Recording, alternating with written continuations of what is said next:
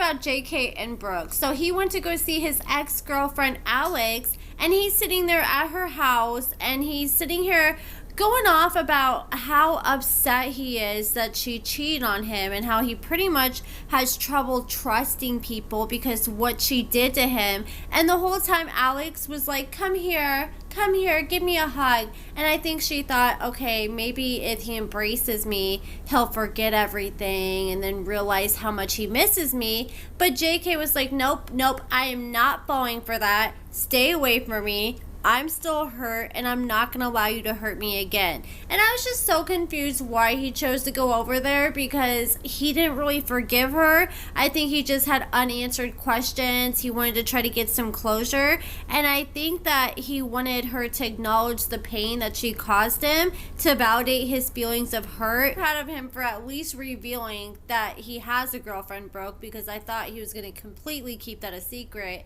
And meanwhile, Brooke's just blowing him up. She's already in the car on her way to Alex's house, and she claims she's going to beat her ass as soon as she gets there.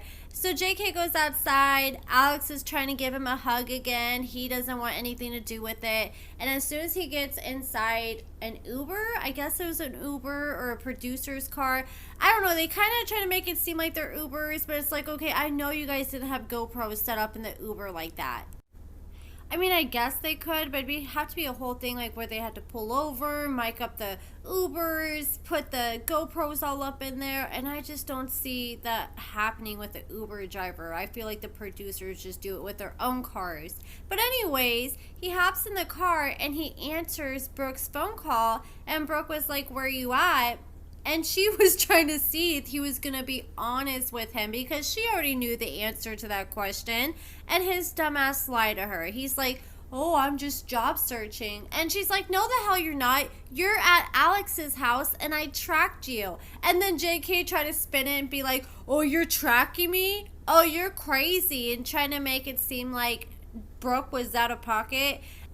Thank God Brooke was tracking his ass, because I feel like he would have taken that to the grave and denied. And then Brooke would have just been sitting here feeling gaslit and feeling all crazy for no reason, because she would be assuming things but have no direct proof. But she has all the proof she needs. So she went out to eat with JK, and JK was like, look, babe, I didn't mean to lie to you, but I needed to go see Alex because I really needed to get that closure. And she's like, I just don't understand why you had to see her in person. And I agree with Brooke. I don't think it was necessary to see her in person, because that could have just went left so easily. Like, say JK wasn't setting boundaries and she tried hugging him, and the next thing you know, her mouth's on his package. You know, it could have led to many things, and that could have just all been avoided by a simple text or phone call. I don't agree with JK seeing Alex in person, but I will admit I do think he finally had like a wake-up call that he doesn't want to continue entertaining this with Alex, because it's just going to be essentially going backwards when he's been doing good with Brooke. She hasn't messed around on him so far, and I think that hopefully that will be the last time that he starts hitting Alex up on the side like he's been doing. Hopefully he stops with the calls behind Brooke's back every chance he gets, and he just closed that chapter for good. But I don't know, I guess we'll just have to wait and see. So Brooke was like, look, I do not trust you whatsoever. It's going to take a long time before I trust you again. And JK really can't argue with that at this point. And I was shocked that they are going to be coming back for Love After Lockup, because JK has a new girlfriend. But you know, I know they filmed the seasons back to back.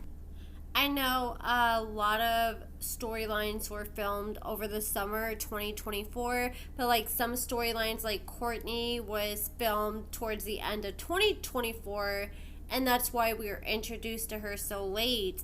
But yeah, I am very interested to see what's going to go down with them in Life After Lockup. I'm sure that's when we're probably going to see their relationship implode.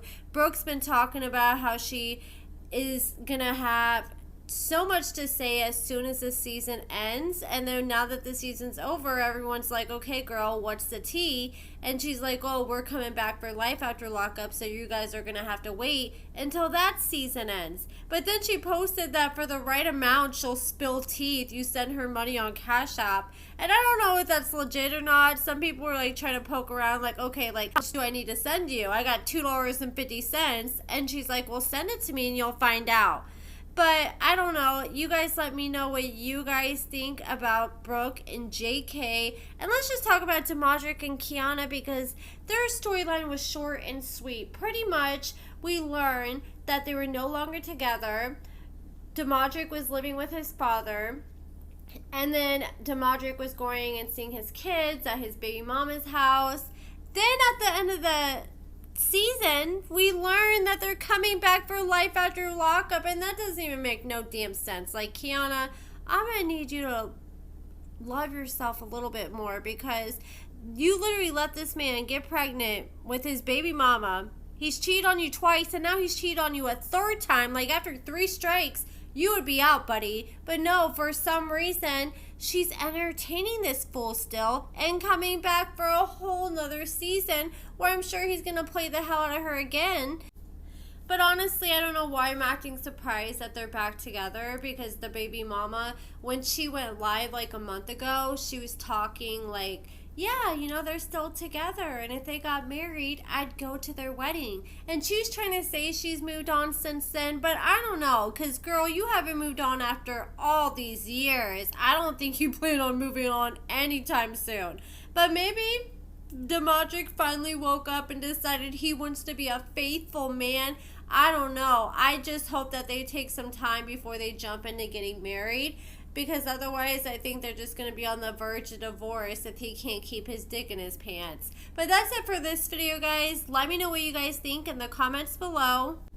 But that pretty much closes the chapter on covering Love After Lockup Season 6 until Life After Lockup comes back in August, which is going to be a hell of a wait. I hope this summer goes by fast so we can hurry up and get here.